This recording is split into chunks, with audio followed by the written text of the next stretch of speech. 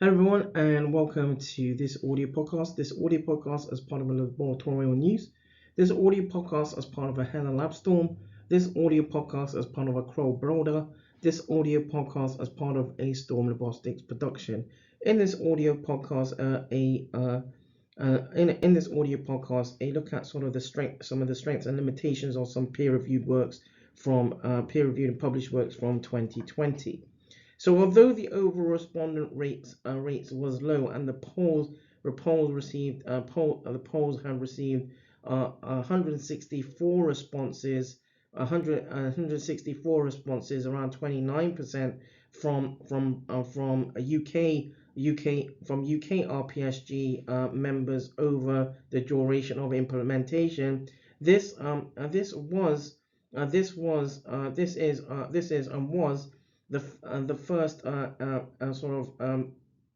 the first sort of exploration investigation through a social media platform to inform how allied health professionals, AHPs, and sort of healthcare scientists could be more involved in supporting those who suffer with those healthcare service users who suffer with CKD.